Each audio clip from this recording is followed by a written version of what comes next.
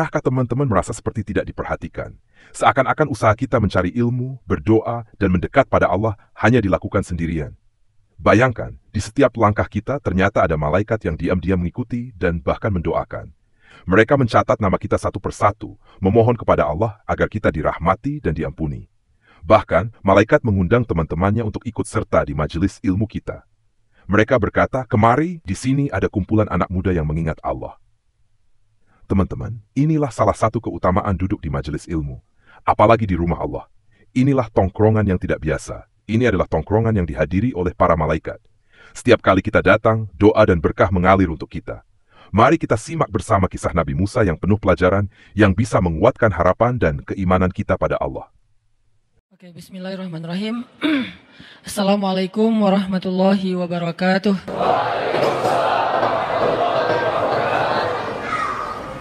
Innal hamdalillah nahmaduhu wa nasta'inuhu wa nastaghfiruh.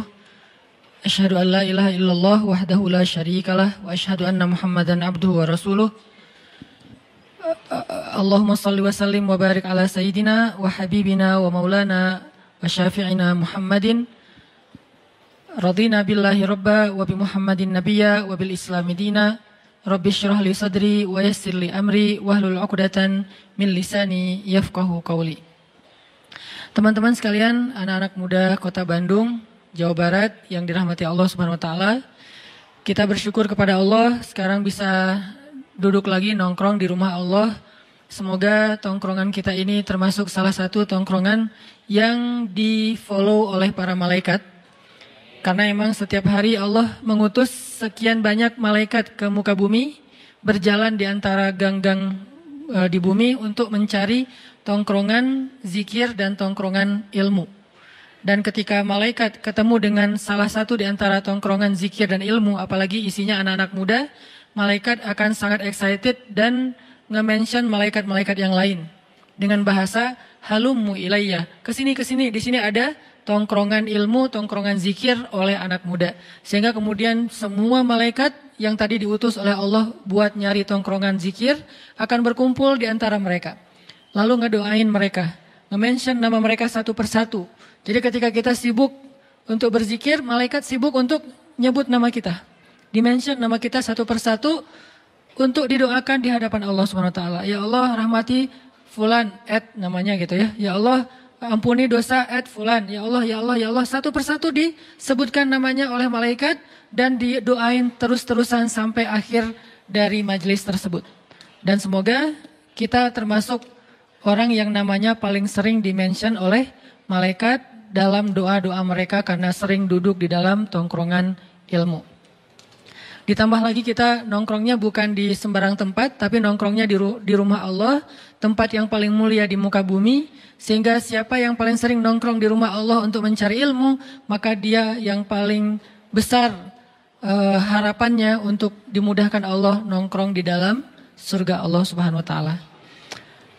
Malam ini kita akan melanjutkan pembahasan ayat-ayat Al-Quran yang berkaitan dengan harapan atau bahasa Arabnya roja, bahasa Inggrisnya hope, atau kalau kita berdoa itu disebut dengan munajat.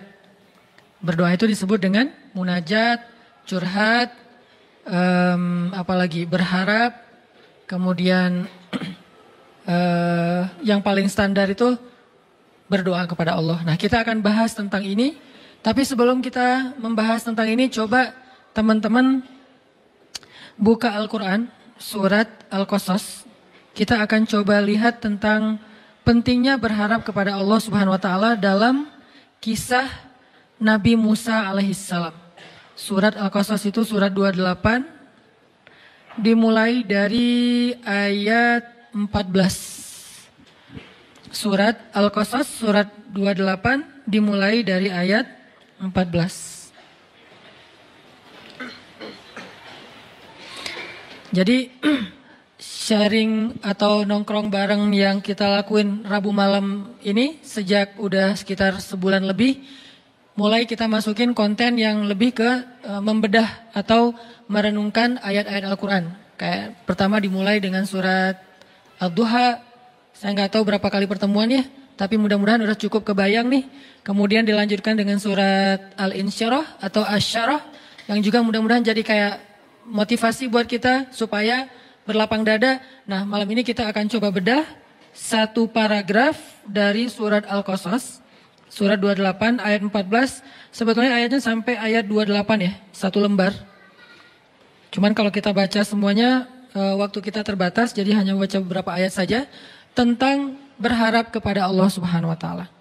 Bahasa lainnya mungkin ar-raja atau munajat atau doa atau termasuk juga tawakul. Tawakul itu bahasa Indonesianya tawakal. Orang Arab nyebutnya tawakul, tapi kita nyebutnya tawakal. Kalau tawakal itu lebih ke kata kerja, tapi kalau tawakul itu udah menjadi sebuah kata sifat.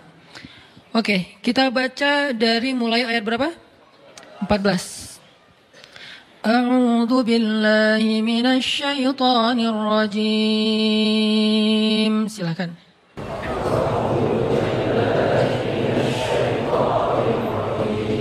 Bismillahirrahmanirrahim.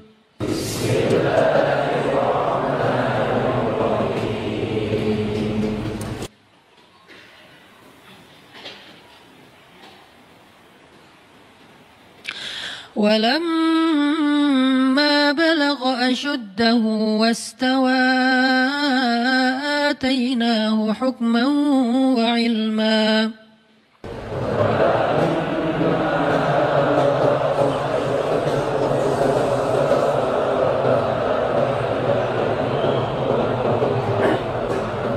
وكذلك نجزي المحسنين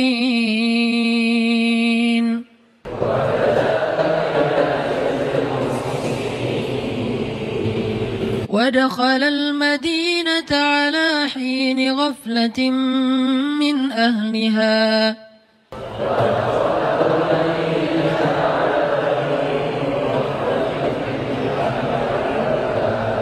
فوجد فيها رجلين يقتتلان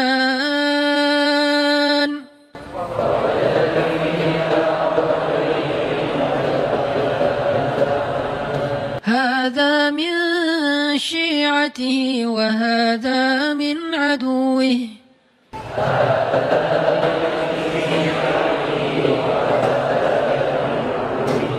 فاستغاثه الذي من شيعته على الذي من عدوه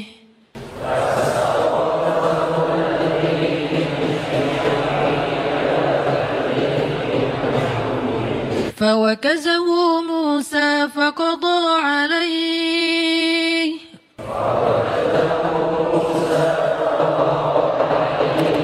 قال هذا من عمل الشيطان إنه عدو مضل مبين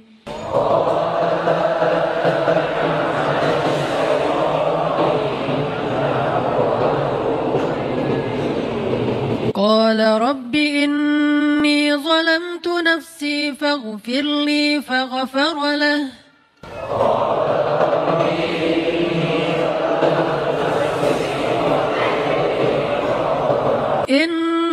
إنه هو الغفور الرحيم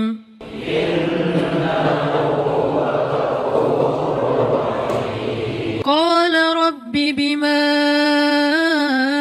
أنعمت علي فلن أكون ظهيرا للمجرمين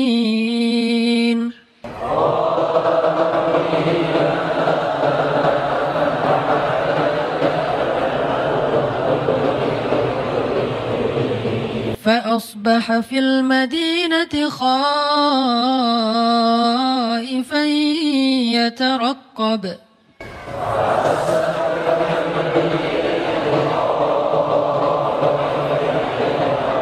فإذا الذي استنصره بالأمس يستصرخه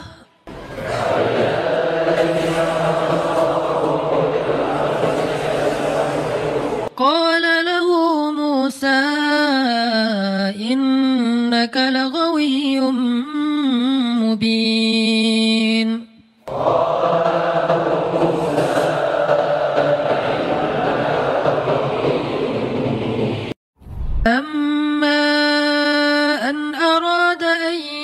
فيبطش بالذي هو عدو لهما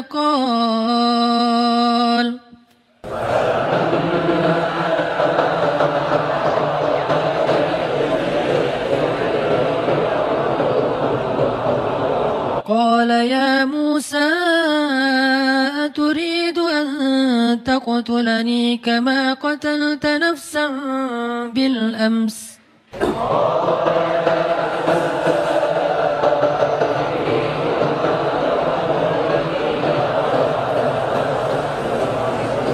إن تريد إلا أن تكون جبارا في الأرض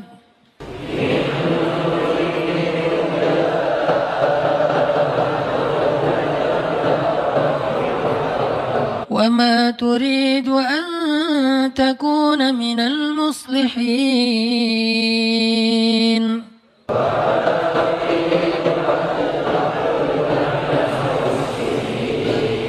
وجاء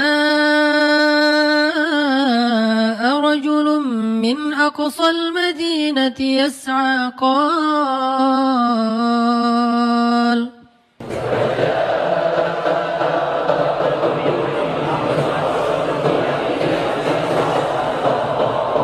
قال يا موسى إن الملأ يأتمرون بك ليقتلوك فاخرج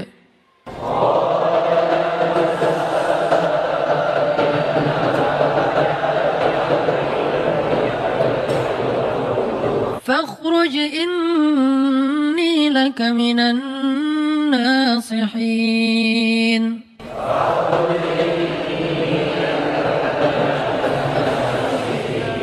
فخرج منها خائفا يترقب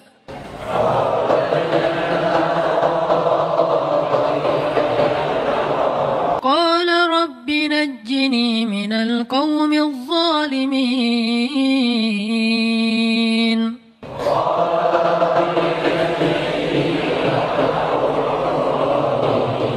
ولما توجه تلقاء مدين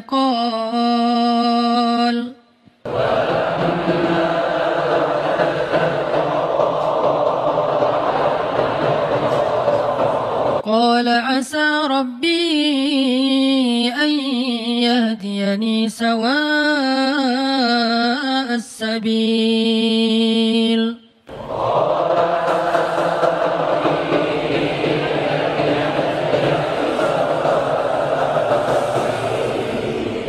ولما ورد ماء مدين وجد عليه أمة من الناس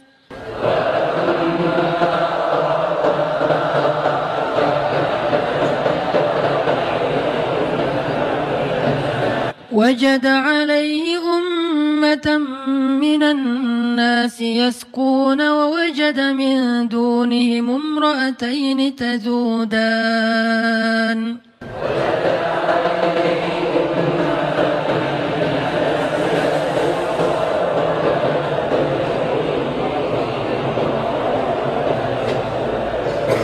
قال ما خطبكما قالتا لا نسقي حتى يصدر الرعاء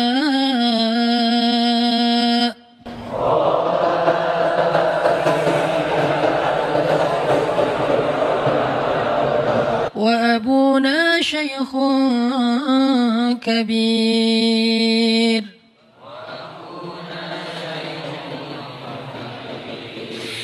فسقى لهما ثم تولى إلى الظل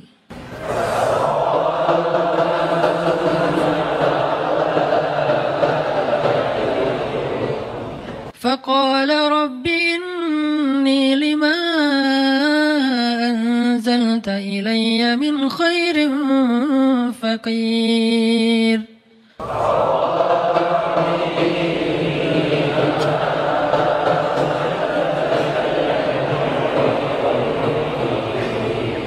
فجاءته جاءته إحداهما تمشي على استحياء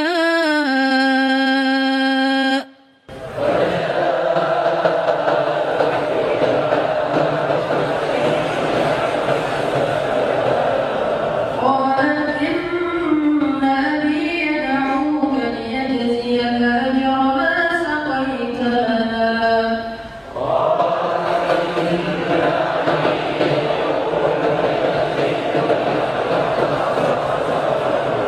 فلما جاءه وقص عليه القصص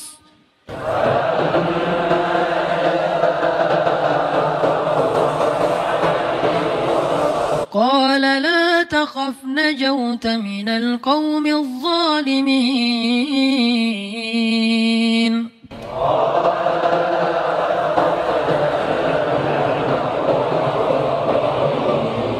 قالت إحداهما يا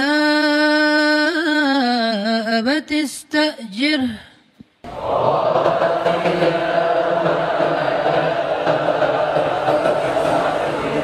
إن خير من استأجرت القوي الأمين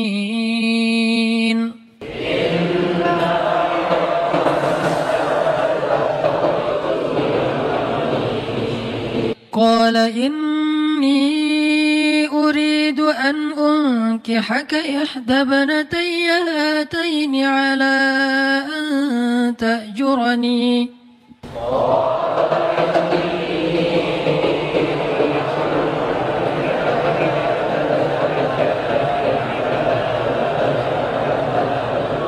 على أن تأجرني 8 حجج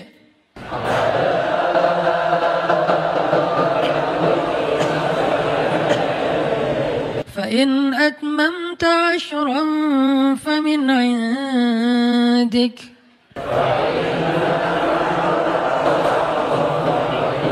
وما أريد أن أشق عليك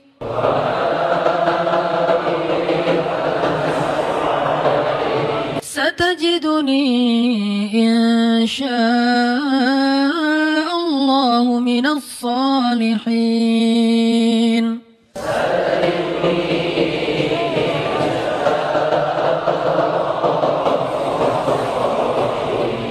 قال ذلك بيني وبينك أيما الأجلين قضيت فلا عدوان علي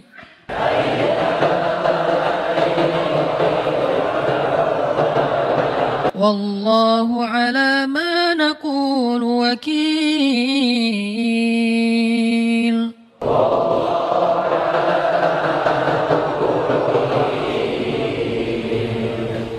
Jadi selesai. Alhamdulillah. Oke, kita coba renungkan terjemahannya.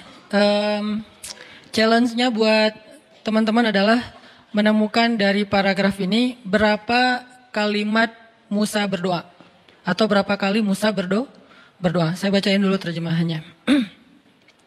Dan setelah dia atau Musa dewasa dan sempurna akalnya, kami anugerahkan kepadanya hikmah kenabian dan pengetahuan. Dan demikianlah kami memberi balasan kepada orang-orang yang berbuat kebaikan. Dia Musa masuk ke dalam kota Memphis, atau kalau sekarang tuh dekat dengan Kairo, dulu namanya Memphis, sekarang namanya Kairo atau Giza. Dia masuk ke kota Memphis ketika penduduknya sedang lengah, bukan lengah sebetulnya, sedang istirahat. Maka dia mendapati di dalam kota itu 2 orang laki-laki sedang bertengkar. Yang seorang dari golongannya, yaitu Bani Israel, dan seorang lagi dari pihak musuhnya. Jadi yang satu Habib, yang satu lagi McGregor.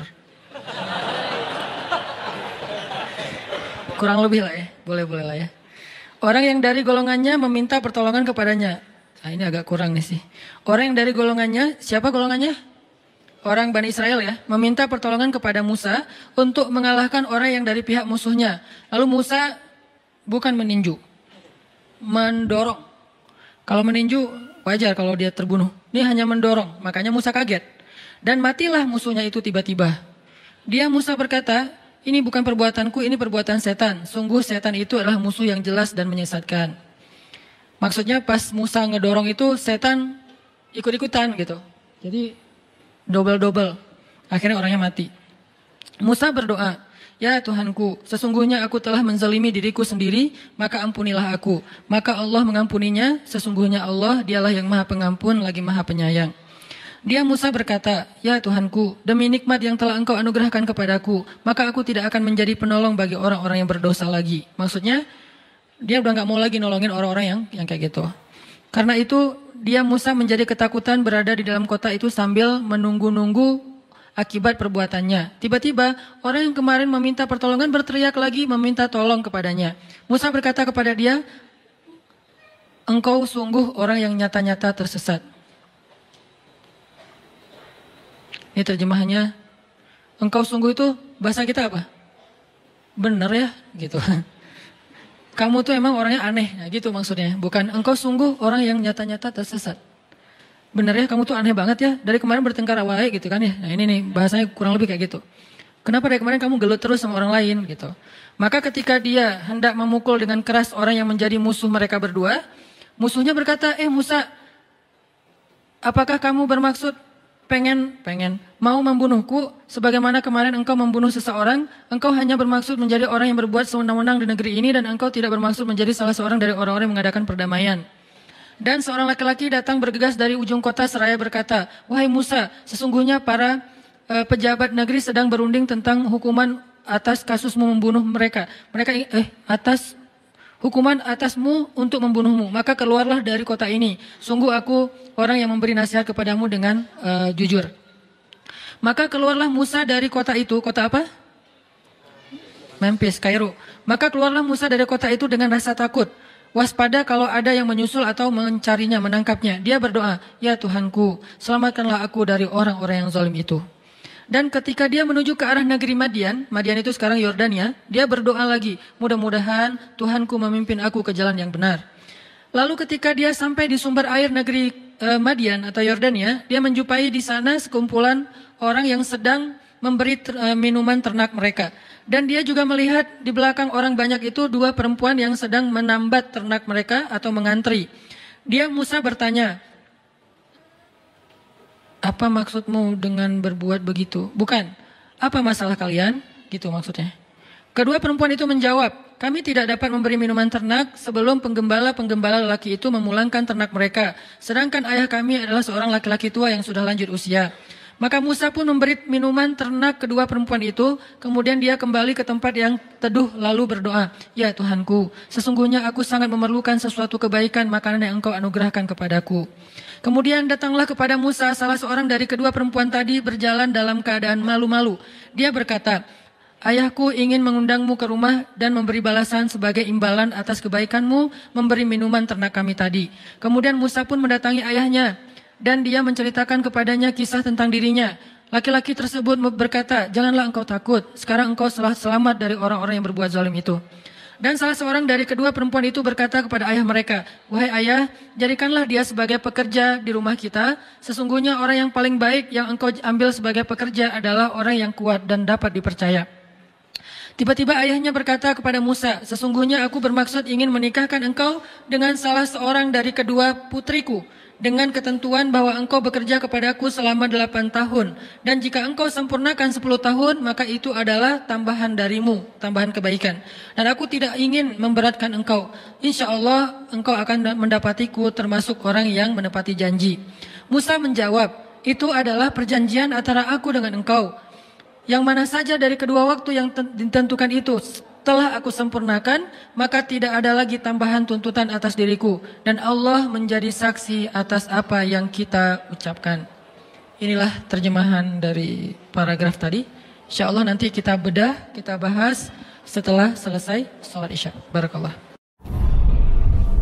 Malam ini kita akan coba bedah kisah Nabi Musa alaihissalam di episode, sebutlah episode kedua, masa Nabi Musa usia remaja. Oke teman-teman, bismillahirrahmanirrahim. Kita lanjutkan pembahasan surat yang tadi kita baca.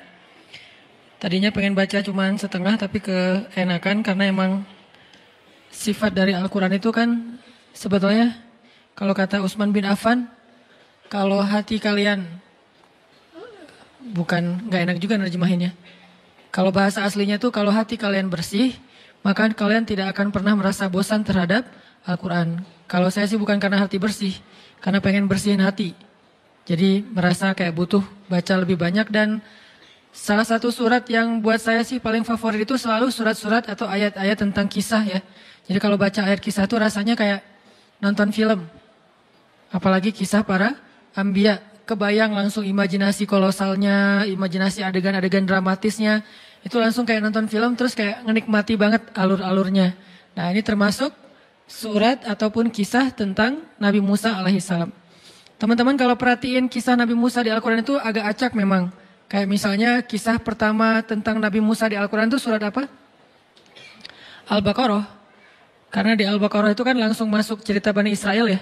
Setelah cerita tentang Nabi Adam, langsung Musa Bani Israel dengan Bani Israelnya. Nah, justru di Al-Baqarah itu kisah kisah Musa lebih ke episode ke berapa? Udah bukan di awal-awal itu. Episode ketika Musa udah keluar dari Mesir. Justru cerita di Al-Baqarah itu ketika Musa sudah keluar dari Mesir. Kalau yang di awal-awal justru di Al-Qasas. Al-Qasas yang awalnya Musa kecil. Musa baru lahir dihanyutkan ke Sungai Nil. Kemudian nanti episode keduanya yang tadi kita baca Musa remaja. Dengan kasus salah satu klimaksnya di episode itu adalah Musa apa? Klimaksnya Musa menikah. Itu klimaksnya. Dan itu penting ya.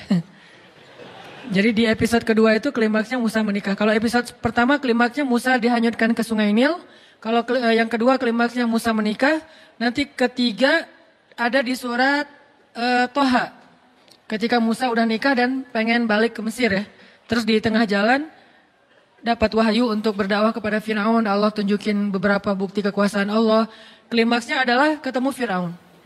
Nanti balik lagi ke Al-Qasas dan Toha sama tuh. Mengisahkan episode tentang ketika Musa mendakwahi Firaun. Lalu nanti sampai puncaknya adalah belah laut. Nah, episode berikutnya Musa setelah belah laut, setelah Mesir, yaitu di Palestina yang ada di surat Al-Baqarah. Dan episode berikutnya nanti ada di surat Al-Kahfi. Musa ketika udah kayak selesai semua era-era dakwah dia, sekarang mulai mencari seseorang yang laki-laki soleh pengen belajar sesuatu yang baru lagi dari orang itu. Yaitu Musa dengan adegan Khidirnya. Puncaknya ditinggalkan oleh Nabi Khidir. Jadi adegan-adegan bersama Nabi Khidir. Jadi cerita Nabi Musa itu di Al-Quran sangat banyak. Bisa dibilang Nabi yang di Al-Quran dikisahkan paling banyak selain Rasulullah SAW adalah Musa alaihissalam. Kalau Nabi Muhammad wajar karena Al-Quran diturunkan kepada beliau. Tapi kalau Musa, beliau punya Taurat. Tapi kenapa di Al-Quran kisahnya panjang banget? Saking banyak sekali adegan-adegan yang luar biasa dari kisah Nabi Musa dan inspiring banget buat kita baca. Kalau Yusuf panjang tapi satu surat doang. Kalau Ibrahim banyak surat tapi nggak sepanjang Musa. Kalau Musa itu panjang banget.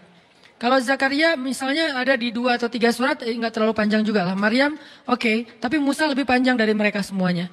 Dan ini malam ini kita akan coba bedah kisah Nabi Musa alaihissalam di episode, sebutlah episode kedua, masa Nabi Musa usia remaja. Disebutkan oleh Allah Subhanahu wa taala di ayat berapa tadi teh? 14. Walamma balagha asyuddah wastawa atainahu hukman wa ilma. Ketika Musa sudah berusia asyuddah, usia cukup. Berapa usia cukup? Kata sebagian ulama, usia cukup itu adalah usia cukup menikah. Usia cukup di sini adalah usia cukup menikah. Perlu kita cari tahu berapa? Ada ikhtilaf, jadi aman ya. Ada sebagian ulama mengatakan usia cukup di sini adalah 20 tahunan. Sudah belum? Oh ya, berarti sudah asyuddah, sudah cukup tuh. Jadi walamma balagha asyuddah, ketika Musa sudah berusia cukup, sebagian ulama mengatakan 20-an tahun. Sebagian yang lain mengatakan 30-an tahun. Kenapa? Karena usia 30 tahun sampai 40 tahun itu adalah usia ideal seorang laki-laki. Usia ketika bertemu 2 kebaikan pada dirinya. Pertama secara fisik dia sudah sempurna. Kedua secara akal dia sudah bijaksana. Kalau di atas 40 tahun mulai nih, fisiknya berkurang sedikit demi sedikit. Tapi nggak langsung drastis, 40 tahun terus tiba-tiba jadi lemah, nggak juga sih. Pelan-pelan nih berkurang. Tapi idealnya bertahan antara 30 sampai 40 tahun. Setelah 40 tahun, fisiknya mulai berkurang sedikit demi sedikit, akalnya tetap sempurna. Di bawah 30 tahun, fisiknya sempurna, akalnya belum sempurna. Nah, yang paling sempurna itu usia antara 30 sampai 40. Dan itulah usia Nabi Ayub ketika Allah sembuhkan. Nabi Ayub sakit sekitar usia 80 tahun. Lalu ketika Allah sembuhkan, mandi dengan air di bawah kaki beliau, tiba-tiba beliau jadi muda lagi. Mudanya beliau, kata sebagian besar ulama tafsir, adalah di usia antara 30 sampai 40 tahun. Karena itulah usia paling ideal. Dan itu juga yang menjadi patokan usia penduduk surga. Penduduk surga itu kata Allah usianya sebaya. Arti sebaya rata-rata antara 30 sampai 40 tahun. Dan itulah usia penduduk surga. Jadi kalau belum usia 30 tahun, belum sempurna syaratnya nih. Di atas 40 tahun udah agak-agak gimana kita. Jadi usia yang ideal itu antara 30 sampai 40 tahun. Walaupun itu nggak berlaku kepada semua orang. Ada orang yang usia 20 tahun, tapi dia melakukan karya-karya yang bahkan orang 40 tahun belum melakukannya. Seperti Muhammad Al-Fatih. Atau kalau para anbiya itu seperti Nabi Yusuf alaihissalam, Nabi Yahya alaihissalam, Nabi Isa alaihissalam, nabi-nabi yang keren, yang masih muda-muda tapi udah dapat ilmu. Nabi Yahya itu bukan usia remaja malah. Yahya khudil kitaba biquwwah wa atainahul hukma sabiyya. Kami berikan kepada Yahya itu hukma. Hukma ini adalah ilmu yang banyak ketika dia masih berusia sabiyya, masih anak-anak, seusia akbar. Seusia akbar udah jadi nabi. Udah duduk depan terus kita dengerin. Seusia akbar. Ya. Isa juga kayak gitu. Kalau Isa malah dikasih kemampuan berbicara, usia masih dalam gendongan ibunya. Cuman ngomongnya cuma sekali doang. Setelah itu udah gak bisa ngomong lagi kecuali secara normal. Artinya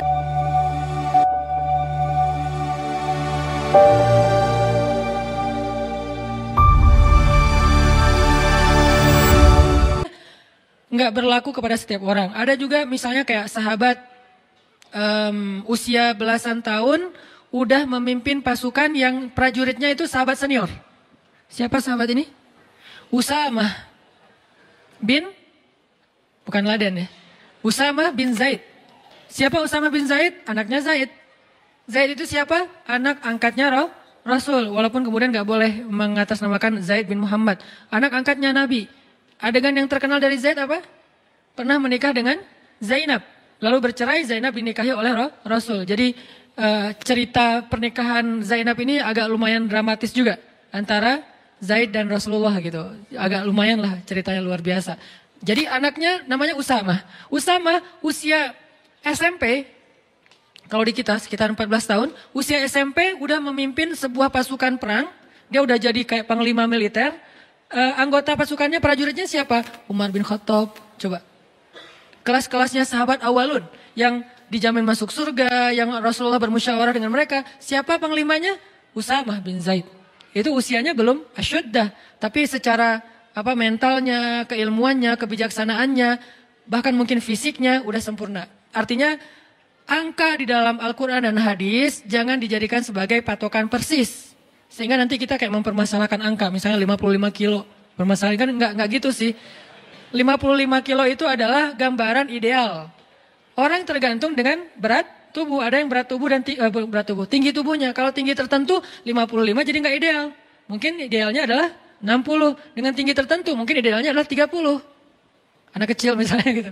Jadi kalau 55 berarti obesitas buat anak kecil misalnya kan ya. Artinya angka 55 di situ itu angka moral of the story-nya adalah jaga penampilan, jaga tubuh kita. Dan itu bukan soal berapa kilonya, tapi soal menariknya di depan suami. Begitu juga tentang cerita 1000 bulan. Khairum min al-fisyahr. Lebih baik daripada 1000 bulan. 1000 bulan di sini artinya bukan dihitung 1000 bagi 12. Berarti 80-an tahun sekian. Enggak kayak gitu bahasa Arab. Bahasa Arab kaidahnya ketika nyebut angka bisa bermakna persis angka itu, juga bisa bermakna kiasan, artinya banyak. Jadi 1000 bulan artinya lebih daripada seumur hidup kita, karena usia kita kan rata-rata antara 60 sampai 80 tahun ya. Berarti khairum min alfi syahr, lebih baik daripada 1000 bulan, artinya lebih baik daripada kita beribadah seumur hidup kita. Itu maksud dari istilah-istilah angka di Al-Quran, di hadis, dalam budaya bahasa Arab. Jadi kita tahu dulu culture dari budaya itu. Kayak Nabi mengatakan misalnya, lebih baik daripada beribadah di Masjid Nabawi 60 tahun. Jangan dihitung 60 tahun persis, sekian bulan, sekian hari, bukan. Artinya seumur hidup kita tinggal di Masjid Nabawi, itu masih kalah pahalanya dengan kalau kita berdakwah di jalan Allah Subhanahu wa taala. Artinya pahala dakwah itu luar biasa. 1 jam saja berdakwah lebih utama daripada beriktikaf di Masjid Nabawi di Raudhah selama 60 tahun. 1 jam saja berdakwah. Kenapa? Karena 1 jam berdakwah itu ketika yang dengarnya sekian ribu orang, lalu mereka hijrah, sadar, beramal soleh, maka semua pahala amal soleh mereka itu ditransfer untuk orang yang mendakwahi mereka. 1 orang kah Ustaz? Tergantung. Kalau yang berdakwah itu cuma sendiri berarti cuma dapat 1 orang. Tapi kalau dakwahnya adalah sebuah jamaah, organisasi, berarti semua dapat sih yang sama. Sebutlah misalnya kayak di Bandung, kalau saya pribadi ada pemuda hijrah. Apakah pemuda hijrah itu hanya Ustaz Hanan? Enggak. Pemuda hijrah itu ada Buni dengan teman-teman di dalam, ada yang MC-nya, ada operatornya, ada admin untuk sosial medianya, ada bagian kreatifnya, ada segala macam IO-nya. Semua yang terlibat dalam dakwah pemuda hijrah, lalu orang kemudian mendengar dakwah pemuda hijrah itu sekian juta orang, mereka semuanya mendapatkan pahala yang sama persis, bukan dibagi rata. Tidak dibagi rata, dikasih sama masing-masing. Misalnya 1 juta orang jadi berzikir, sebutlah misalnya zikirnya subhanallahi wa bihamdi, subhanallahil azim. Gitu kan zikirnya? Siapa yang membaca 1 kali zikir ini, subhanallahi wa bihamdi, subhanallahil azim, maka Allah beratkan timbangannya nanti di akhirat. Gitu kan ya? Allah beratkan timbangannya di akhirat. Terus Allah nge-like banget. Karena itu kalimat yang Allah paling nge-like. Di antara sekian banyak caption yang pasti di-like sama Allah itu subhanallahi wa bihamdi, subhanallahil azim. Saya sampaikan nih lewat sebuah crowd event. Didengar oleh teman-teman yang hadir, didengar oleh teman-teman lewat viewer streamingnya, kemudian ditayangin di YouTube, dilihat oleh para viewer yang di YouTube. Sekian juta, sebutlah 1 juta orang yang mendengar nasihat ini. Dan itu sederhana untuk diamalkan. Lalu 1 juta orang ini mengamalkan subhanallahi wa bihamdi, subhanallahil azim. Sekali aja seumur hidup, nggak usah sering. Sekali aja, 1 juta orang. Berarti setiap panitia yang terlibat dalam dakwah ini masing-masing mendapatkan 1 juta kali subhanallah wa bihamdi, subhanallahil azim. Bukan 1 juta bagi sekian panitia, bukan. Masing-masing 1 panitia dapat 1 juta. Kayak gitu cara matematika pahala di sisi Allah. Makanya wajar kalau Nabi mengatakan 1 jam berdakwah atau berjihad lebih utama daripada 60 tahun beribadah. Dua-duanya amal soleh. Tapi kalau dibandingkan jauh. Ahli ibadah udah zikir habis-habisan, keren. Tapi kalau ada orang yang berdakwah langsung kesalib. Itulah kenapa dakwah itu harus jadi salah satu hobi kita. Ustaz, saya kan bukan penceramah. Gak apa-apa, karena dakwah itu bukan cuma ceramah. Dakwah itu programming. Buat saya dakwah itu social engineering. Mengarahkan masyarakat kepada yang lebih baik, itulah dakwah. Bisa dengan cara ceramah, bisa dengan programming, bisa dengan konsep, bisa dengan fasilitas, bisa dengan apapun yang kita miliki. Teman-teman punya potensi apa? Sekedar network. Saya kenal dengan orang yang bisa support dakwah Ustadz. Misalnya kayak nyadiain tempat gitu untuk acara tabligh akbar. Saya kenal orangnya, akhirnya dia kayak yang memediasi. Jadi tabligh akbar di situ, dia dapat pahala sebanyak orang yang datang ke tempat itu. Padahal dia nggak bayar apapun, nggak sumbangin apapun, nggak donasi apapun. Cuma network doang. Yang lain misalnya bentuknya repost di sosial media. Dia nge-repost. Alhamdulillah ini bagus nih boosternya, di-repost sama dia. Maka sebanyak orang yang mendengar nasihat itu lewat repostan dia dapat pahala sebanyak itu. Kalau ini kemudian gara-gara di-repost akhirnya ada efek viral, karena dia repost kan repost itu jadi nggak ketahan ya. Bisa banyak banget kan, nggak kebendung gitu. Maka semua yang repost itu, dia dapat pahala tanpa dia sadari. Amal jariah ngalir terus menerus kepada dia. Passive income banget. Dan itu baru freedom apa? Bukan freedom finansial ya, freedom spiritual. Kenapa freedom spiritual? Dia nggak beramal, tapi pahalanya ngalir kan gitu kan ya. Salah satu tujuan yang paling puncak dari orang mencari uang itu buat supaya dia bisa jalan, bisa main, bisa traveling, bisa ngapa-ngapain, tapi uangnya ngalir terus kan, itu udah berarti udah freedom ya, udah berhasil, udah kayak bebas gitu, udah merdeka. Harusnya spiritual juga kayak gitu. Kita sehari-hari orang lihat, dia mah biasa aja amalnya.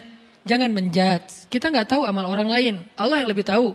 La tuzaku anfusakum huwa a'lamu biman ittaqa. Ada orang yang kayak dijudge kayaknya seolah-olah dia tuh orang biasa aja, amalnya nggak terlalu keren, jidatnya nggak hitam, apa misalnya. Oke, kita respect dengan orang yang jidat hitam tuh menunjukkan dia rajin sujud. Tapi maaf, saya tutupin takut ria. Nggak ada juga. Takut malu sebetulnya. Jadi kayak Oke lah, saya pasti selalu respect lah sama orang yang cadaran, saya respect sama orang yang pakai sorban, saya respect sama orang yang pakai jubah yang di atas mata kaki, orang yang janggutnya panjang segala macam, respect banget. Tapi jangan sampai kita menjadikan itu sebagai standar baku seolah-olah kalau nggak kayak gitu berarti udah nggak masuk surga.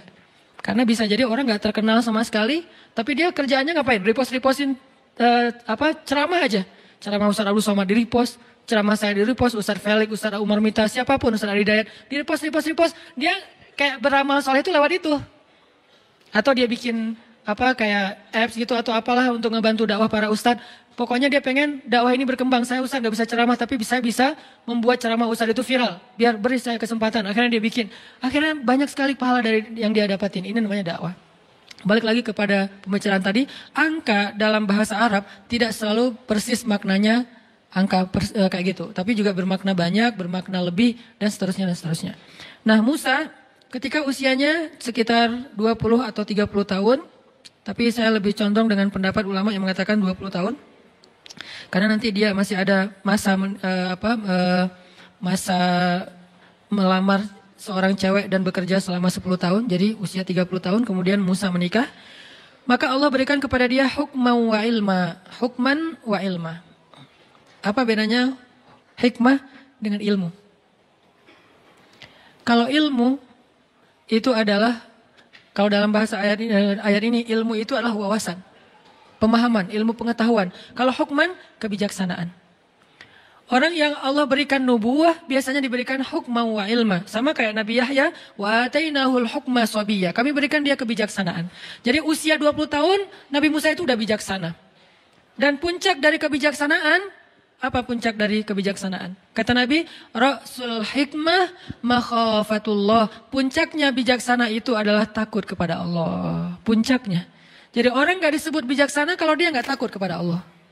Kalau gitu Ustaz kita jadi kayak budak. Emang namanya juga hamba. Hamba itu kan bahasa lain budak kan. Dan sifat dasar dari seorang hamba itu takut kepada tuannya. Dan kalau dia udah takut kepada tuannya, dengan rasa takut itulah dia menjaga diri dari berbuat dosa, mengecewakan, membuat tuannya marah. Dan itulah puncak dari kebijaksanaan. Sehingga kata Allah, innama yakhsyallaha min ibadihil ulama. Sesungguhnya yang takut kepada Allah di antara hambanya adalah orang yang berilmu. Jadi bisa dibilang, ciri orang yang berilmu takut kepada Allah. Bukan banyak wawasan, bukan banyak teori, bukan panjang narasinya, bukan bagus dalam penulisan captionnya. Tapi dia takut kepada Allah. Ketika dia mau bikin dosa, takut kepada Allah. Ketika dia mau nyakitin orang lain, takut kepada Allah. Ketika dia mau bohong, takut kepada Allah. Ketika dia mau curang, takut kepada Allah. Bisa jadi dia wawasannya gak terlalu banyak. Tapi ilmunya sampai kepada puncak hikmah. Tanya sama diri kita masing-masing. Apakah yang kita pelajari setiap Rabu malam atau di taklim-taklim yang lain udah bikin kita takut sama Allah belum? Atau itu sekedar kayak wawasan doang gitu. Oh ya, gue udah tahu. Oh ya, baru tahu. Oh ya, lucu juga ya. Oh ya, seru ya. Oh ya, ini mungkin baru sekedar wawasan dan entertain. Kita pengen nyari ilmu yang bikin kita takut sama Allah.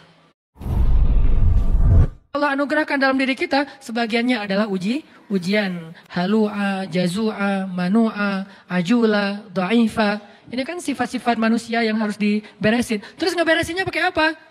Tanya sama diri kita masing-masing. Apakah yang kita pelajari setiap Rabu malam atau di taklim-taklim yang lain udah bikin kita takut sama Allah belum? Atau itu sekedar kayak wawasan doang gitu. Oh ya, gue udah tahu. Oh ya, baru tahu. Oh ya, lucu juga ya. Oh ya, seru ya. Oh ya, ini mungkin baru sekedar wawasan dan entertain. Kita pengen nyari ilmu yang bikin kita takut sama Allah. Dan rata-rata orang-orang yang hebat dalam cerita Al-Quran semuanya takut sama Allah. Salah satunya Yusuf alaihissalam. Yusuf itu salah satu bentuk adegan dia takut sama Allah ketika dia digoda oleh seorang cewek. Ceweknya tuh cantik banget, terkenal bahkan jadi simbol kecantikan perempuan Mesir. Bukan Cleopatra, tapi istri Al-Aziz. Karena ini versi Al-Quran kan cantik banget. Saking cantiknya sampai Yusuf juga tertarik kepada dia. Karena Yusuf kan terlalu keren ya. Orang kalau terlalu keren kan punya standarnya juga agak tinggi kan. Dia nggak mau yang biasa-biasa aja gitu. Dia pengennya yang kayak gimana. Walaupun itu tetap relatif kan. Relatif menurut kita kayak biasa, menurut dia udah tinggi. Menurut kita kok carinya yang warnanya agak gelap sih. Dia justru senangnya yang gelap-gelap. Kayak misalnya kayak bule kan senangnya cowok Indonesia karena dianggap kayak etnik gitu, kayak gitu ya. Agak-agak dia kurang senang gitu yang terlalu charming, terlalu bright gitu, dia nggak terlalu suka. Dia senangnya yang agak-agak ini untuk menghibur diri saya gitu ya. Dia senangnya agak-agak gelap gitu. Walaupun saya pakai kamera ini jadi agak-agak happy sih, setiap foto kok jadi cerah ya. Ya artinya teman-teman bahwa Yusuf punya standar yang tinggi. Kalau dia sampai tertarik dengan perempuan itu, berarti itu perempuan cantik banget. Wahammad bihi, wahamma biha. Ceweknya suka sama dia, dia juga suka sama cewek itu. Kayak gitu ayatnya, ham. Ham itu ada rasa gairah. Yusuf itu normal, suka sama cewek. Jadi bukan, gue malas sama dia. Kenapa? Soalnya dia cewek. Nah ini bahaya nih. Justru Yusuf itu sukanya sama, jadi normal banget, cowok yang normal. Terus gimana kok bisa kejaga? Gara-gara Allah perlihatkan sebuah tanda-tanda. Ada banyak tafsir tentang kalimat tanda-tanda ini, yang intinya adalah yang saya pengen sampaikan adalah Yusuf takut kepada Allah. Gara-gara takut kepada Allah ketahan. Kebayang gak sih rasa takutnya Yusuf berarti lebih besar daripada hawa nafsunya? Karena udah ditutup rapat pintu kamarnya, terus si ceweknya itu udah siap menyerahkan dirinya kepada Yusuf, udah ngegodain Yusuf, narik lagi tuh. Dan ceweknya itu kayak selebgram gitu. Followersnya tuh seluruh Mesir. Semua cowok tuh berandai-andai sampai mimpi-mimpi. Bisa gak ya dia kayak cerai sama suaminya nikah sama gue gitu. Terus di stalking gitu, udah cerai belum kayak gitu-gitu kan ya. Kayak didoa-doain supaya mereka rumah tangganya berantakan. Yusuf gak ngapa-ngapain, udah digoda sama ceweknya. Kita kadang-kadang untuk nggak ngebuka, udah nggak ngeklik sebuah postingan yang nggak sengaja muncul gitu kayak gimana gitu. Aduh, kenapa tangan saya kayak, pengen banget ya diklik gitu kan. Jadi kayak gergetan gitu, kayak gatal tangannya. Itu aja kita udah kalah dengan hawa nafsu. Berarti rasa takut kita kepada Allah jauh lebih kecil daripada hawa nafsu kita terhadap hal yang sepele.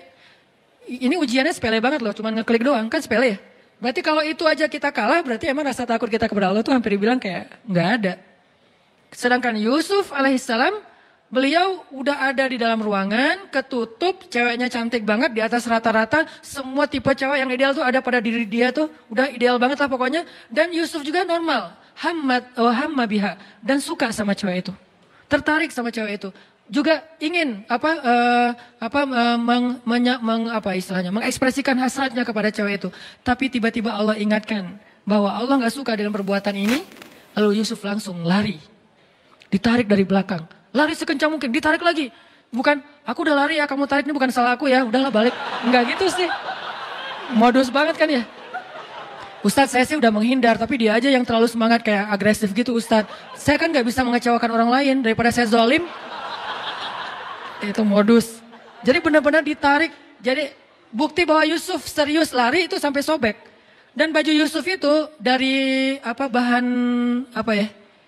kayak karung yang yang terbuat dari kayak benang goni ya, tahu goni kan? Kain goni tahu kan ya? Yang tebal gitu kan ya? Itu sampai sobek, kebayang nggak gimana nariknya? Wah, ya usah dibayangin. Pokoknya sobek aja. Akhirnya Yusuf pas sudah sobek ada di depan pintu, dibukain pintunya, di depannya udah ada si suaminya si cewek. Itu adegan itu saya selalu skip.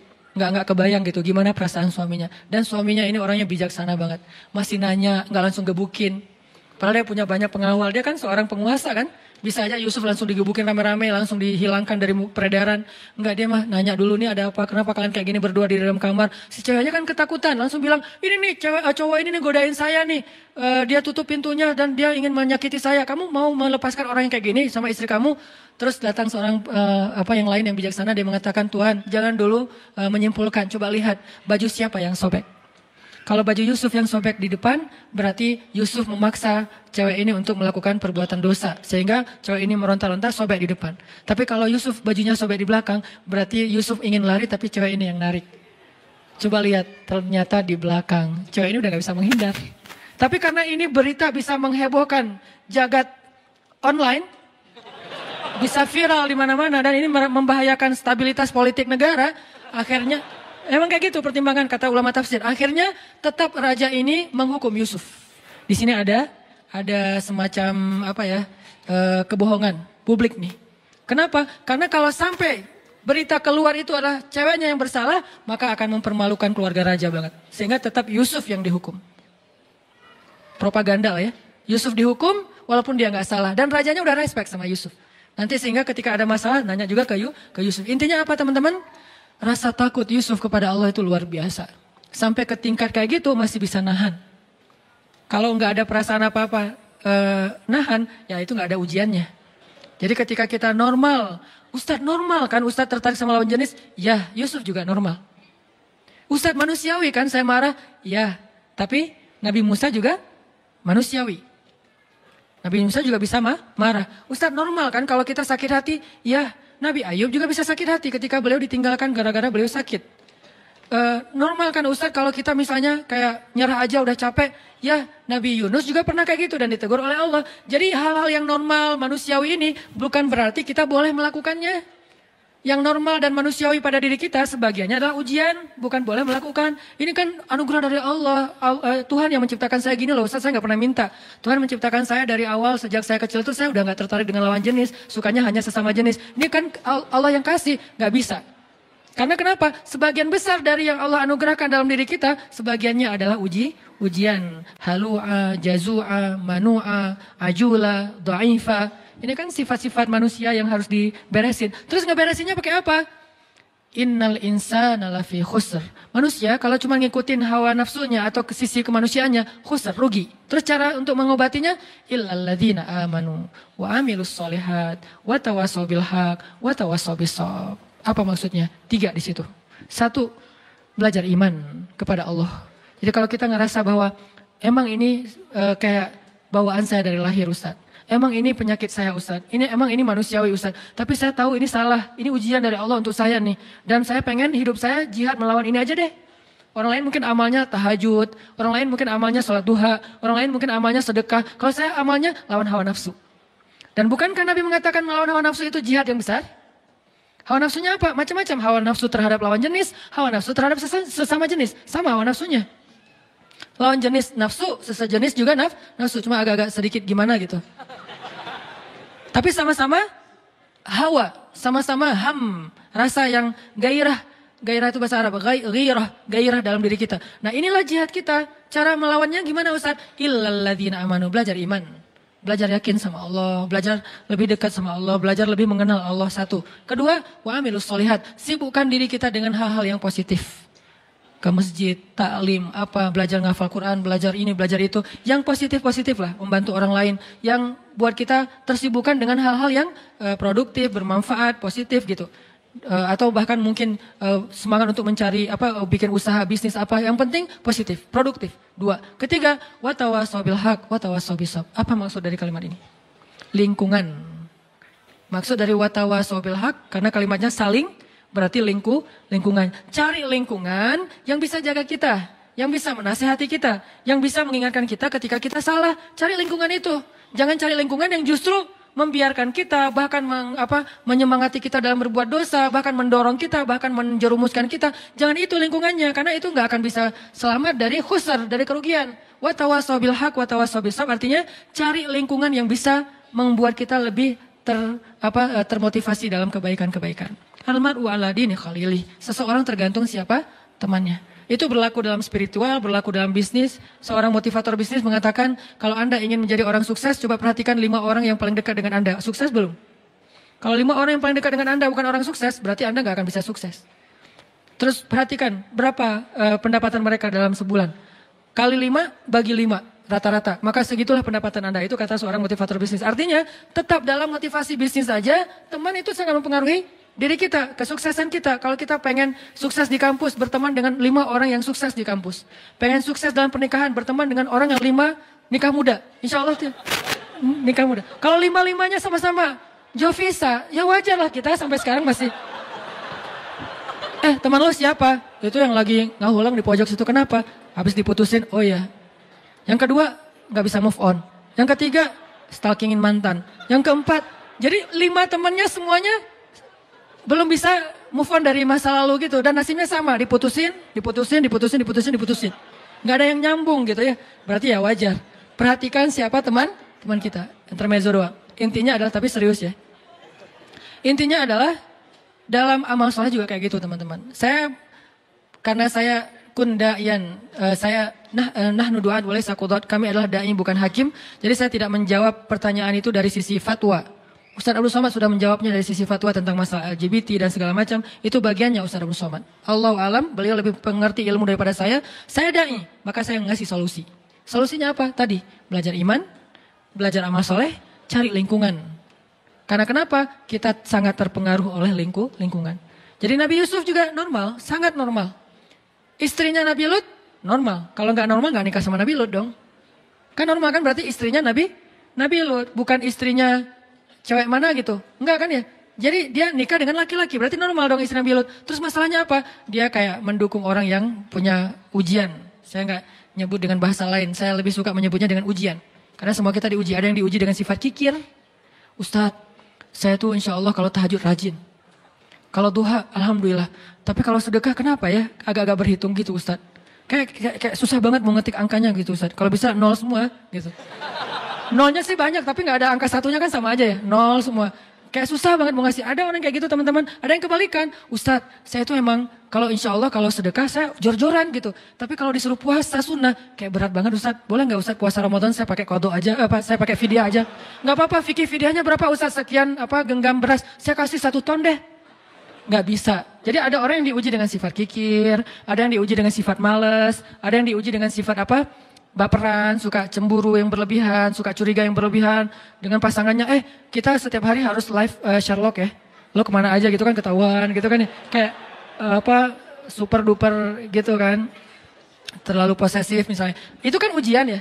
Ujian kalau laki-laki mungkin diuji dengan temperamen. Itu kan masalah dia yang dia harus coba beresin. Ustadz, saya itu orangnya suka memberi, saya orangnya alhamdulillah tahajud, saya tuh alhamdulillah tilawah. Tapi di jalan gak bisa nahan diri untuk marah. Klakson panjang, terus buka kaca marah-marah keluar, terus langsung nyegat orang di jalan, terus dilabrakin. Kalau perlu dipecahin kacanya, dan segala macam lah kayak gitu-gitu. Saya juga pernah kayak gitu, soalnya konyol. Udah gitu saya tobat nasuha deh. Kenapa? Melototin orang pas dibuka, Ustadz, gak jadi, pergi aja. Udah melototin gak jadi gitu kan, malu banget ya. Nah, jadi akhirnya tobat, gak mau lagi kayak gitu, sesekali sih masih. Artinya teman-teman, itu kan ujian masing-masing orang. Termasuk ada orang yang ujiannya apa? Gak bisa jaga mata. Gak bisa jaga mata. Susah banget gitu. Yang lain dia bisa zikir, astagfirullah, astagfirullah, astagfirullah, subhanallah, subhanallah, subhanallah, subhanallah, subhanallah. Jadi dia tuh kayak lidahnya tuh gampang berzikir, tapi matanya tuh susah nunduk gitu. Ngelihatnya ke atas saja kalau di TSB. Kalau di dalam mall ke bawah aja di lantai 2. Jadi kayak ujian dia adalah mata. Ada ujian orang yang lisan. Gak bisa nahan diri dari membicarakan orang lain. Kalau ada teman pasti, lo tau gak? Mulai itu. Lo mau dengar gosip yang terbaru gak? Ini update banget nih. Mulai lagi. Jadi ujian dia di sini. Ada ujian di sini, di perut.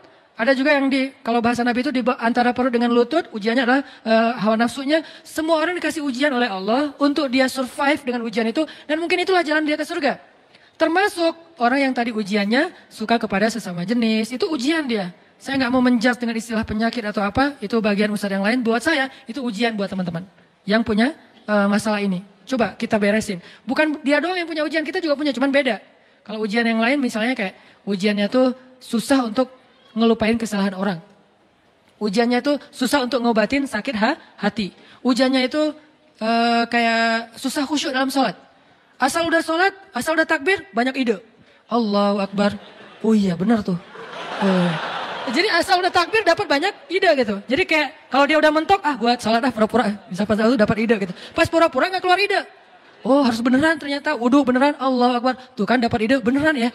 Jadi kayak ujian banget buat dia, sholat khusyuk itu semua orang diuji oleh Allah. Kan Allah menguji kita untuk melihat keseriusan kita dalam mendekati dia gitu. Makanya teman-teman yang punya ujian yang tadi saya sebutin, yuk illalladzina amanu, belajar iman.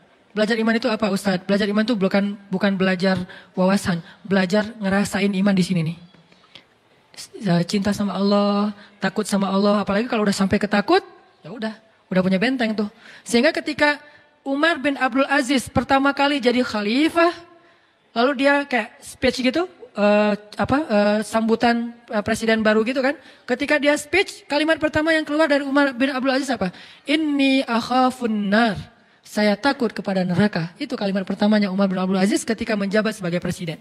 Takut kepada neraka. Itulah yang membuat dia nggak bisa tidur malam hari kecuali mau mencari tahu apa masalah rakyatnya. Itu yang membuat dia akhirnya mengeluarkan semua hartanya untuk kebutuhan rakyatnya. Sampai gelang-gelang istrinya diambil. Dia bilang kepada istrinya, yang aku atau gelang.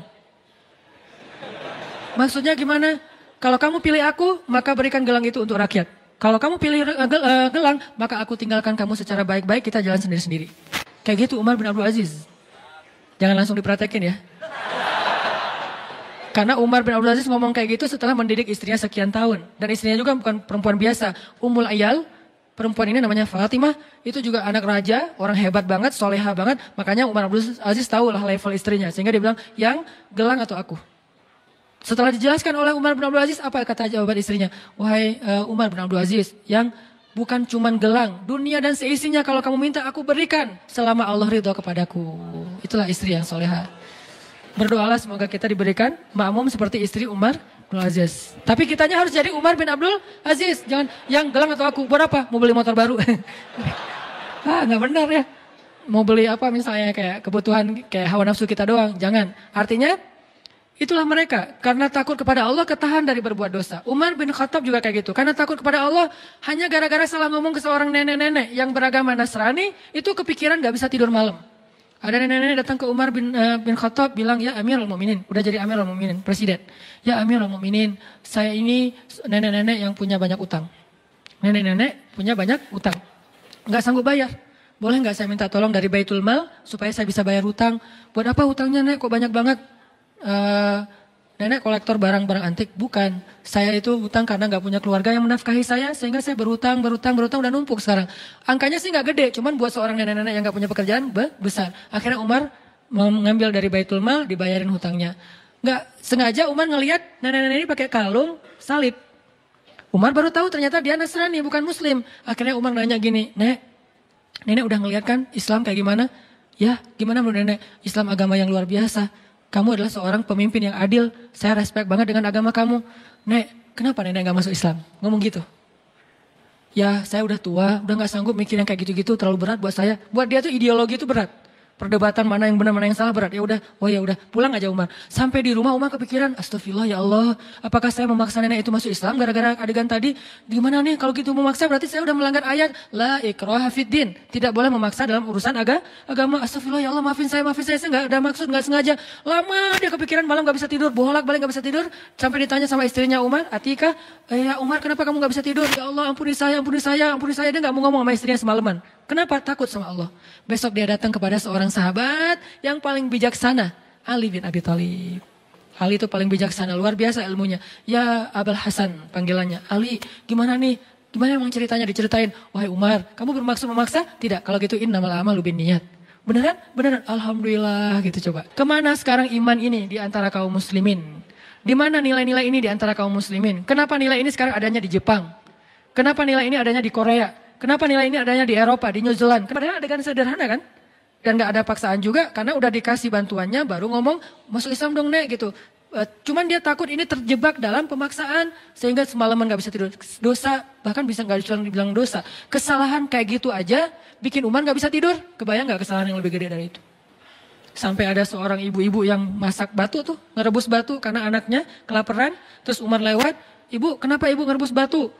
Karena saya nggak punya makanan, terus mau ngerebus apa lagi? Terus ngapain direbus batunya kan nggak akan matang-matang juga. Ini hanya untuk membuat anak saya berpikir bahwa saya lagi masak makanan, dia nggak akan nangis lagi sampai dia tertidur. Kasihan banget nasibnya. Anaknya sampai harus berpikir, Mak lagi masak apa? Nih, lagi masak nih, ntar ya tunggu ya, ini udah mendidih nih. Oh ya ditunggu sampai tidur. Lalu dia bilang, saya akan tuntut Umar di hadapan Allah nanti di akhirat. Langsung gemetar Umar. Umar itu pasti lebih tangguh daripada Habib kan? Yang kalau nyekek McGregor, kalau Umar cuma diginiin doang paling. Kenapa? Setan aja takut sama Umar. Kalau ini kan baru McGregor yang takut sama Habib nih. Ini setan. Takut sama Umar. Umar lewat. Setan, kita ngambil jalan itu aja. Males ada Umar lewat situ. Setan. Dan setan itu kan banyak yang tangguh-tangguh juga kan. Kayak setan petarung, setan apalah ya. Banyak. Tapi nggak berani sama Umar. Tapi orang setangguh Umar ketika perempuan ini mengatakan saya tuntut Umar di hadapan Allah. Dia nggak tahu kalau itu Umar. Saya tuntut Umar di hadapan Allah nanti di akhirat. Umar langsung datang. Ibu kenapa ibu pengen nuntut Umar? Karena dia yang memimpin kami tapi dia membiarkan kami terlantar dan kelaparan. Umar langsung gemetar, nangis. Langsung dia lari menuju ke Baitul Mal. Dia cari gandum. Dia pikul sendiri gandum itu seorang diri. Pembantunya pengen memikul gandum itu. Dia mengatakan apakah kalian sanggup memikul dosa saya nanti di hari kiamat? Pembantunya juga orang-orang soleh yang beriman. Nggak akan berani. Ya udah sendiri aja udah. Karena kalau udah bawa-bawa dosa kan nggak ada yang berani ya. Ini hidup bersama orang-orang soleh itu kayak gini teman-teman. Jadi satu negara, satu masa, semuanya soleh.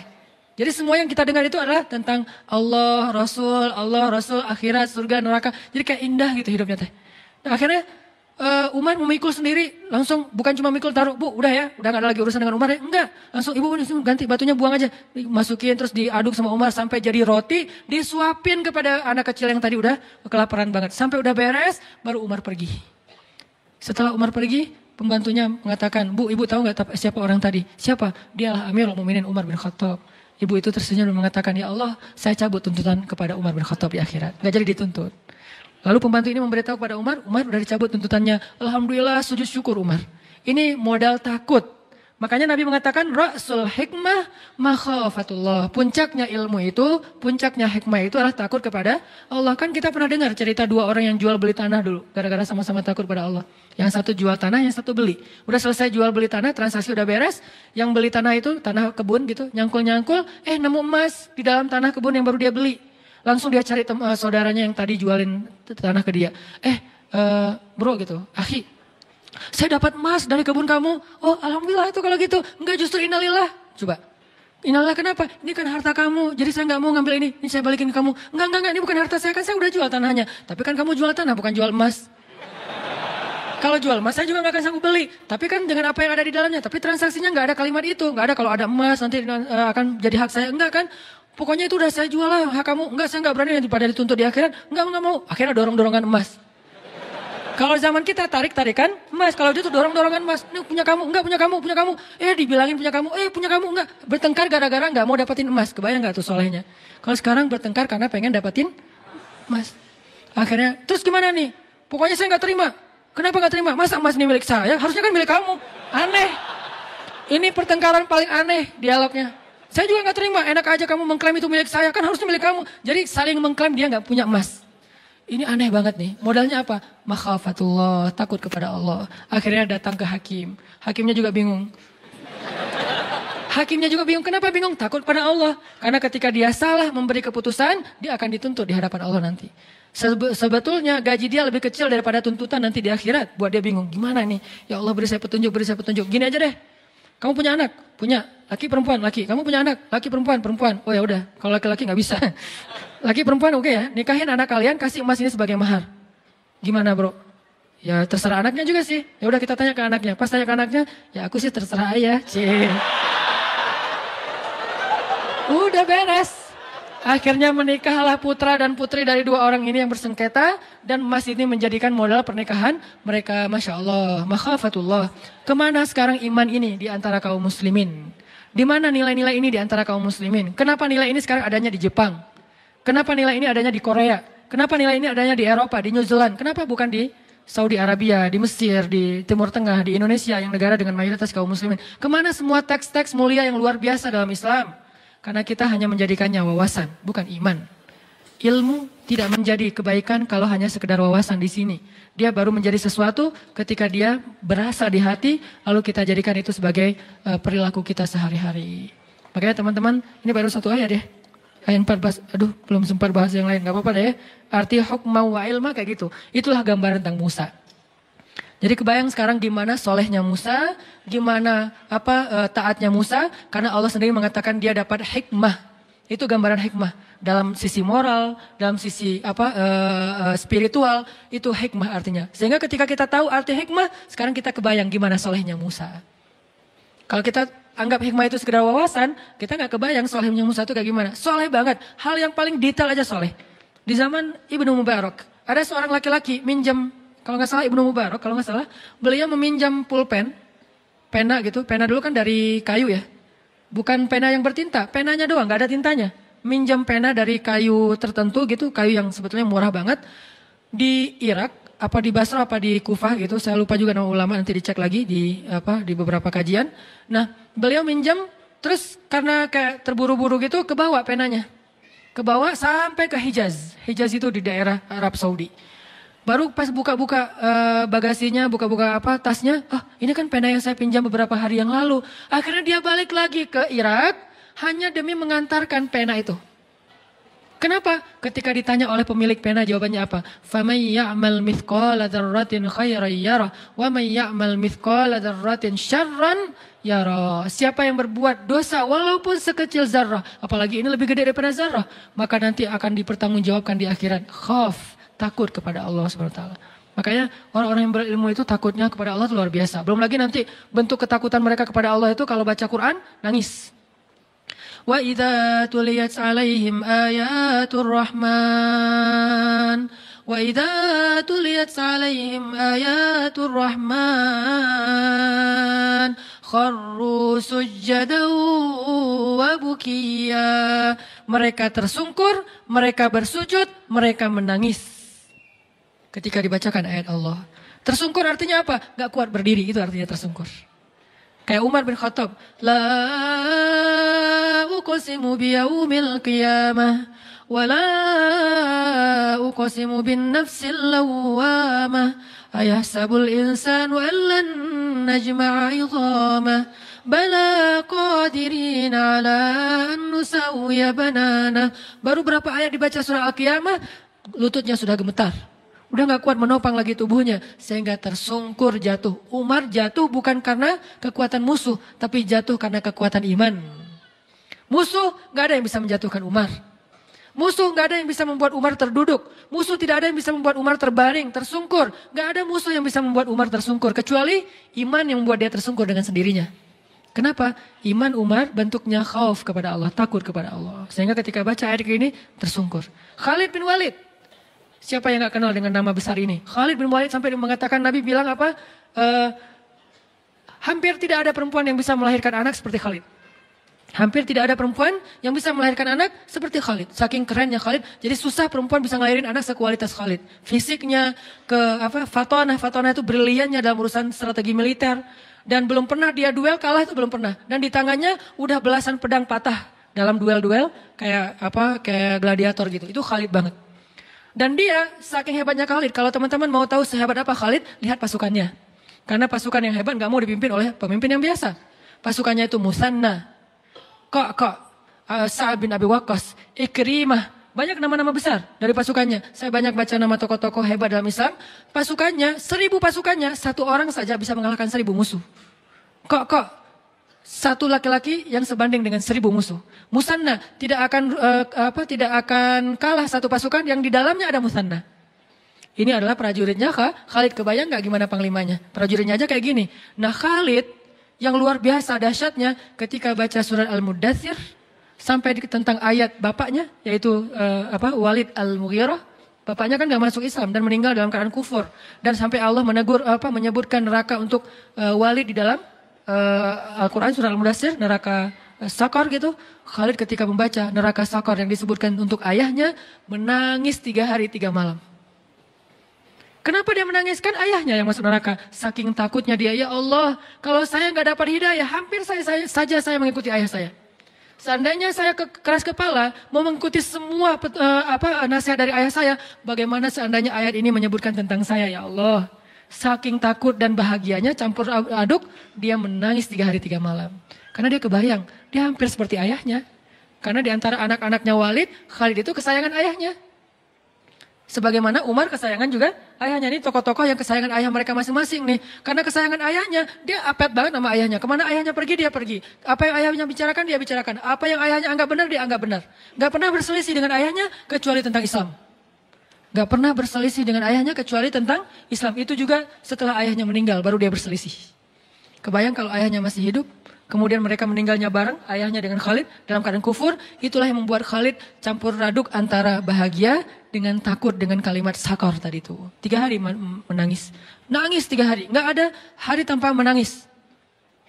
Kenapa gak diterusin urusan nangisnya? Karena setelah 3 hari dia dikasih tugas militer. Udah gak sempat mikirin nangis, sekarang mikirin ekspansi dakwah. Artinya Khalid ini orang-orang yang takut kepada Allah. Belum lagi nanti nama-nama yang lain. Ketika mereka membaca ayat, membaca hadis atau apa. Jangankan mereka, malaikat aja. Jibril menangis di depan Nabi. Ketemu Nabi matanya bengkak. Ketemu Nabi matanya merah. Nabi nanya, "Mabik ya Jibril, malham." Jibril, kenapa kamu? Ada masalah apa? Kenapa kamu sedih wahai Jibril? Apa kata Jibril? Ya Rasulullah, setiap kali saya mengingat penciptaan neraka, saya nggak bisa berhenti menangis. Ini namanya hikmah. Kebayang gak Musanya gimana? Kalau Allah mengatakan Musa itu sudah dapat hikmah, berarti seperti itulah gambaran kesolehan Musa di usia masih 20-an tahun. Jadi teman-teman, saya sangat yakin sebagian besar Nabi, bisa dibilang 95% lebih, dari para nabi itu semuanya anak muda. Semuanya cerita anak muda, bukan cerita orang tua. Kita mungkin lebih kenal dengan cerita Nabi Ibrahim ketika udah dewasa. Tapi kita tahukah Nabi Ibrahim ketika dimasukkan ke dalam api itu anak muda? Ketika beliau menghancurkan berhala itu anak muda? Ketika kemudian beliau hijrah dari Irak ke Palestina itu anak muda? Belum lagi kisah nanti nabi-nabi yang lain termasuk Ayub alaihissalam juga anak muda. Mereka semua adalah nabi-nabi muda. Sehingga ketika kita bicara tentang iman, kita bicara tentang hamasah, semangat, kita bicara tentang ketaatan, itu bukan bicara tentang orang tua sebetulnya, bicara tentang anak muda. Karena semua itu adanya pada anak muda. Maka kalau kita cinta kepada Musa, kalau kita ngefans sama Musa, belajarlah dari Musa di ayat 14, usia 20 udah punya hikmah. Dan salah satu di antara hikmah, takut kepada Allah Subhanahu wa taala. Justru di usia itu, kalau kita nggak takut kepada Allah, potensi kita berbuat dosa lebih besar daripada orang tua. Ya, jadi mungkin malam ini ayat 14 aja dulu ya. Insya Allah pada kesempatan lain kita kembangkan lagi. Namanya juga bedah. Bukan tilawah lagi, tapi tadabur. Jadi nggak usah terburu-buru, tapi mudah-mudahan kita dapat banyak ilmu, hikmah dari apa yang kita bahas, terutama dari sosok Nabi Musa alaihissalam. Salah satu nabi yang saya ngefans berat, sehingga sering saya cerita-cerita kan. Selalu cerita Musa kecil, Musa dewasa, Musa remaja. Karena emang buat saya sih, Musa itu salah satu nabi yang paling keren lah. Di antara para nabi, walaupun semuanya keren-keren. Mudah-mudahan kita bisa mengamalkan apa yang kita dengar. Semoga Allah SWT mengistiqomahkan hati kita di jalannya. Allahumma inna nas'alukal huda wat tuqa wal afafa wal ghina. Allahumma a'inna ala dzikrika wa syukrika wa husna ibadatik. Terima kasih buat teman-teman semuanya. Barakallah. Billahi taufiq wal hidayah. Wassalamualaikum warahmatullahi wabarakatuh.